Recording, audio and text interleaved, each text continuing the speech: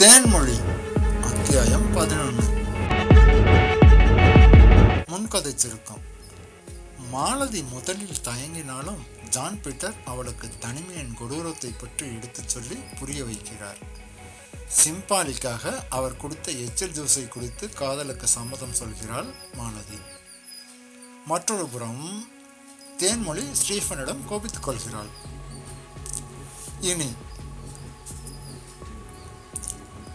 மாலதி ஒரு விதவைன்னு சொன்னதுக்காக தேன்மொழி கோச்சிட்டு போயிட்டாளே என்று நினைத்து கொண்டிருந்தான் Stephen. If A is a square matrix, then A itself satisfies its own characteristics polynomial. அதாவது ஒரு சதுர மேட்ரிக்ஸ். ஏதாவது புரியுதா மக்களே? இது கெய்லி ஹாமில்டன் தியரம். நமக்கு இது புரிய வேண்டிய அவசியம் இல்லை, தேவையும் இல்லை. ஆனால் இதை மனதில் வாங்கிக் கொள்ள வேண்டிய ஸ்டீஃபன் கண்களை மட்டும் பேராசிரியர் ஸ்டாலின் ஜோசப் மீது வைத்துவிட்டு நினைவுகளை தேன்மொழியிடம் வைத்திருந்தான். ஒரு வழியாக லஞ்ச் டைம் வந்தது. தேன்மொழியிடம் பேசாவிட்டால் தலை வெடித்து விடும் போல் தோன்றியது ஸ்டீஃபனுக்கு. ஆனால் அவள் கோச்சிட்டு போயிட்டாலே, விதவைன்னு தானே சொல்ல முடியும். இந்த பெண்களின் நியாயமே எப்போதும் அலாதியானது தான். அவங்களுக்கு பிடிச்ச மாதிரி பேசணும், தப்பி தவறி கூட உண்மையை சொல்லிடக்கூடாது. உண்மையை சொல்லிட்டா உடனே கோவம்தான். ஆனால் அது பொய்யாவும் இருக்கக்கூடாது. இவளுங்கிட்ட பேசுறதுக்கு தனியாக கோர்ஸ் படிக்கணும் போல. ஸ்டீஃபன் பல நினைவுகளில் மூழ்கி சாப்பிடக்கூட தோன்றாமல் வெளியே மரத்தடிக்கு வந்தான். ஆனால் அவன் கொஞ்சம் கூட எதிர்பார்க்கவில்லை தேன்மொழி அவனை தேடி வருவாள் என்று. தேன்மொழியுடன் அவள் தோழி ரம்யாவும் வந்தாள். இருவரும் சற்று பதட்டத்துடன் இருப்பது போல தெரிந்தது. என்னங்க தேன்மொழி இந்த பக்கம்? சாதாரணமா கேட்டான். இயல்பா இருக்கிறாரா? ஸ்டீஃபன், எனக்கு ஒரு ஹெல்ப் பண்ண முடியுமா? அப்பாடா, காலில் கோவப்படுறத மறந்துட்டடா. கொஞ்சம் நிம்மதியாக இருந்தது ஸ்டீஃபனுக்கு. சொல்லுங்க தேன்மொழி. இவ என் கிளாஸ்மேட் ரம்யா. உங்கள் கிளாஸ் பசங்க இவ்வளோ ரேக்கிங் பண்ணுறாங்க. சும்மா பேர் கேட்டிருப்பாங்க, அதுக்கே இவ்வளோ பதட்டம்? தன் கிளாஸ்மேட்டுகளை விட்டு தராமல் பேசினான் ஸ்டீஃபன். காலையில் கிளாஸுக்கு போகிறதுக்கு முன்னாடி இவ டிஃபன் பாக்ஸ் பிடிங்கிட்டானுங்க. பாவம், நானும் இவளும் என் சாப்பாடை ஷேர் பண்ணிக்கிட்டோம். அப்படியா பண்ணானுங்க? யாரு? பேர்லாம் தெரியாது. நாளைக்கு வரும்போது 1/2 கிலோ ஸ்வீட் வாங்கிட்டு வர சொல்லியிருக்கானுங்க. இல்லாட்டி டிஃபன் பாக்ஸ் திருப்பி தர மாட்டாங்களாம். நாளைக்கு பர்ஸை பிடுங்குவோம்னு சொல்லிட்டு போயிருக்கானுங்க. ஓ மை காட், இது அந்த சுரேஷ் வேலையாக தான் இருக்கும். இங்கே இருங்க, 10 நிமிஷத்தில் வந்துடுறேன் என்று சொல்லிவிட்டு கோபமாக தனது கிளாஸ் ரூம் நோக்கி போனான் ஸ்டீஃபன். கோபமாக உள்ளே நுழைந்தான். சுரேஷ் அண்ட் கோ ஜாலியாக பெஞ்ச் மீது காலை வைத்துக்கொண்டு ஆளுக்கு ஒரு மொபைலை நோண்டி கொண்டிருந்தார்கள் வெவ்வேறு போஸ்களில். ஃபர்ஸ்ட் இயர் ரம்யா கிட்ட தகராறு பண்ணது யாரு? கோபம் குறையாமல் கேட்டான் ஸ்டீஃபன். தோடா, காலேஜ் போலீஸு விசாரணைக்கு வந்துட்டாரு. சுரேஷ் நக்கலாக கலாய்க்க ஸ்டீஃபனுக்கு கோபம் தலைக்கேறியது. பெண் விளைவுகளை பற்றி எதையும் யோசிக்காமல் அருகில் இருந்த ஒரு நாற்காலியை தூக்கி வேகமாக சுரேஷின் மண்டையில் டம் என்று அடித்தான். அவன் நண்பர்கள் அதிர்ச்சி அடைந்து விலக சுரேஷின் தலையில் ரத்தம் வந்தது. வெகு தற்செயலாக மேத்ஸ் ஹெச்ஓடி கருணாகரன் சார் அந்த பக்கம் வர, இங்க என்ன சத்தம்? உரத்த குரலில் கேட்டார். சார், ஸ்டீஃபன் சுரேஷை அடிச்சிட்டான் மற்றவர்கள் சொல்ல துறை தலைவர் கோபமானார். ஆனால் கோபப்படுவதை விட முக்கியம், சுரேஷை ஹாஸ்பிட்டலைஸ் பண்ணணும், ப்ளீடிங் அதிகமாக இருக்கு என்று நினைத்து கொண்டவர் பியூன் மணிகண்டனை அழைத்து சில கட்டளைகள் பிறப்பித்தார். உண்மையிலேயே சுரேஷ் மயக்கமடைந்திருந்தான். தலையிலிருந்து நிறைய ரத்தம் வடிந்தது.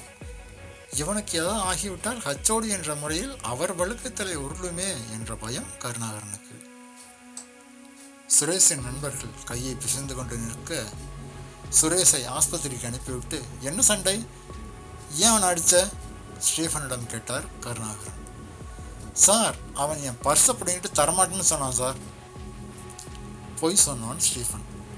அதே பொய்யை ஆமோதித்தார்கள் சுரேஷின் நண்பர்கள்.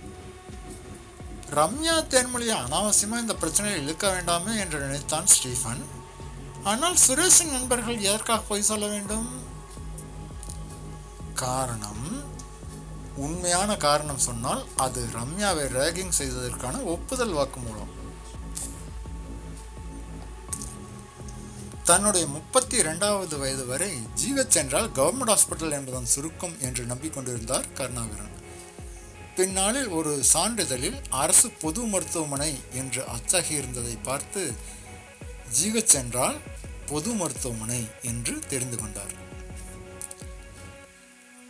என்னதான் கோவை பாரதியார் பல்கலைக்கழகத்தில் கணிதவியல் ஃபசி துறையில் முனைவர் பட்டம் பெற்றிருந்தாலும் கருணாகரனுக்கு பொது அறிவு கொஞ்சம் குறைவாகத்தான் இருந்தது.